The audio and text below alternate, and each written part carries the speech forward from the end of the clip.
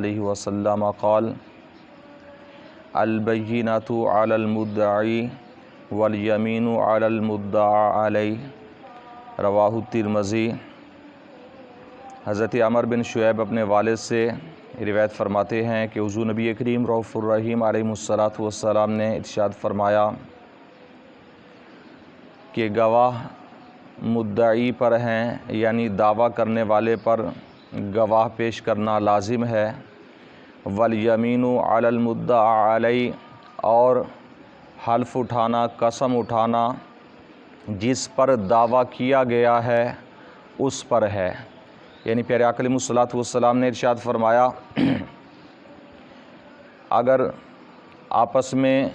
کسی چیز پر اختلاف ہو جائے تو جو دعویٰ کرنے والا ہے اس پر یہ چیز لازم ہے کہ وہ گواہ پیش کرے، اپنے دعوے پر اس کی دلیل کیا ہو کہ وہ گواہی دے کوئی شخص اس کے حق میں۔ اگر ایسا نہ ہو سکے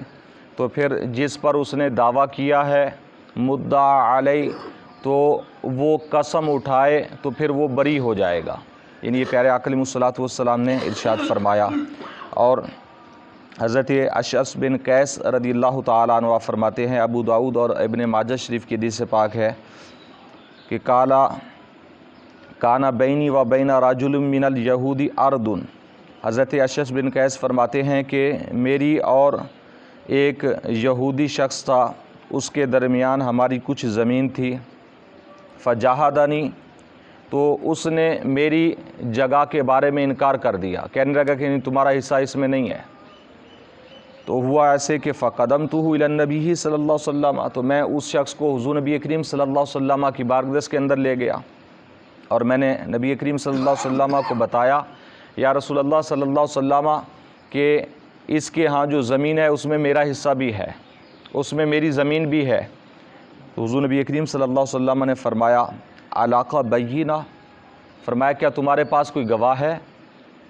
یعنی حضرت اشعث بن قیس سے فرمایا تمہارے پاس کوئی گواہ ہے کہ تمہاری زمین اس کے پاس ہے؟ قلت لا، آپ فرماتے ہیں میں نے عرض کی یا رسول اللہ صلی اللہ علیہ وسلم نہیں، گواہ تو میرے پاس کوئی نہیں ہے۔ تو آپ علیہ الصلوۃ والسلام نے فرمایا قال لیہودی ہی، حضور صلی اللہ علیہ وسلم نے یہودی سے فرمایا کہ احلف، قلت یا رسول اللہ اذن یحلف و یذهب بمالی، تو آپ علیہ الصلوۃ والسلام نے یہودی سے فرمایا کہ قسم اٹھاؤ، تم قسم اٹھاؤ کہ اس کی زمین نہیں ہے۔ تو جب آپ علیہ الصلوۃ والسلام نے یہودی سے یہ فرمایا تو حضرت اشعث بن قیس رضی اللہ تعالیٰ عنہ یہ فرمانے لگے، عرض کرنے لگے یا رسول اللہ صلی اللہ علیہ وسلم اگر اس نے قسم اٹھا لی تو میرا تو مال گیا، پھر میرا تو مال ضائع ہو جائے گا۔ تو پیارے آقا علیہ الصلوۃ والسلام نے فرمایا گویا کہ اگر تم گواہ پیش کرو تو وہ مال تمہارا ہے، اگر تم گواہ پیش نہ کر سکو اور جس پر تم نے دعویٰ کیا ہے اگر وہ قسم اٹھا لے تو اب مال اسی کا ہے، تمہارا حق ختم ہو جائے گا۔ یہ حضور نبی کریم صلی اللہ تعالیٰ علیہ وسلم نے ارشاد فرمایا۔ یعنی سب سے پہلے بات سنی جائے گی مدعی کی، جس نے دعویٰ کیا ہے، اگر وہ گواہ بھی پیش کر دیتا ہے فیصلہ اسی کے حق میں ہوگا، اور اگر وہ گواہ پیش نہیں کر سکتا اور مدعا علیہ وہ قسم اٹھا لیتا ہے تو پھر دعویٰ اسی مدعا علیہ کے حق میں کیا جائے گا، فیصلہ ہوگا۔ یعنی جس پر دعویٰ کیا گیا ہے اسی کے حق میں فیصلہ کیا جائے گا۔ اگر وہ قسم نہیں اٹھاتا اور مدعی کے پاس گواہ بھی نہیں ہے تو پھر ایسا ہوگا کہ پھر بھی فیصلہ جو ہے وہ مدعی کے حق میں کیا جائے گا۔ یہ احادیث مبارکہ سے اس کا ثبوت واضح طور پر موجود ہے۔ تو نبی کریم صلی اللہ تعالیٰ علیہ وسلم نے جب حضرت اشعث بن قیس سے یہ فیصلہ فرمایا تو اللہ تبارک تعالیٰ نے قرآن مجید فرقان حمید سورہ آل عمران کی یہ آیت کریمہ نازل فرمائی کہ ان الذین یشترون بعہد اللہ وایمانہم ثمنا قلیلا، بے شک وہ لوگ ایسے بھی کچھ ہیں کہ جو اللہ تعالیٰ کے وعدے کے بدلے میں، اللہ کے عہد کے بدلے میں اور اللہ سے جو قسمیں اٹھا لیتے ہیں اپنے حلف کے بدلے میں وہ دنیا میں کچھ تھوڑے دام لینا چاہتے ہیں۔ یعنی اللہ تعالیٰ نے ان لوگوں کی مذمت کی ہے کہ جو قسم کے بدلے میں دام لیں، قسم کے بدلے میں کچھ لے لیں اور پھر وہ اپنی قسم کو بھول جائیں۔ اس کی مذمت قرآن مجید فرقان حمید کے اندر اللہ تعالیٰ نے بیان فرمائی، یعنی حضرت اشعث بن قیس رضی اللہ تعالیٰ عنہ جب یہ آیت کریمہ نازل ہوئی تو آپ خاموش ہو گئے۔ نبی کریم صلی اللہ تعالیٰ علیہ وسلم کے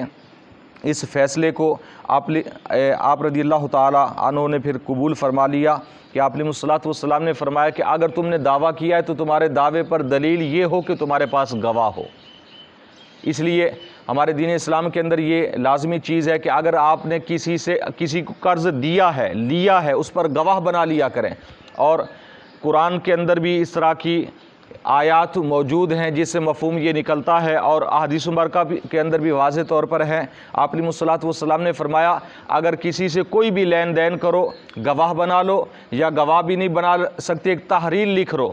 تاکہ بعد میں وہ تمہیں کام دے۔ تو آج کل ہمارے ہاں ایسا ہوتا ہے کہ تحریر وغیرہ بھی نہیں ہوتی، گواہ بھی نہیں ہوتے، تو پھر اختلافات بڑھ جاتے ہیں، جس کی وجہ سے پھر نوبت آ جاتی ہے یا تو گواہی پر یا پھر قسم پر۔ اگر کسی نے جھوٹی قسم اٹھائی تو پھر آگے حدیث مبارکہ آ رہی ہے۔ جھوٹی قسم اٹھانے کا وبال کتنا ہے، گناہ کتنا ہے، ٹھیک ہے، وقتی تو وہ بچ جائے گا اور اپنے حق میں فیصلہ کرا لے گا، لیکن جھوٹی قسم کی وجہ سے جو وبال ہے وہ بہت سخت وبال ہے۔ پیارے آقا علیہ الصلوۃ والسلام کے فرامین آگے آ رہے ہیں۔ اللہ تعالیٰ کی بارگاہ میں دعا ہے نبی کریم صلی اللہ علیہ وسلم کے وسیلہ سے ہم سب کو علم دین سیکھنے کی، سمجھنے کی، عمل کی توفیق عطا فرمائے۔ آمین بجاہ النبی الامین وما علیہ الا البلاغ المبین۔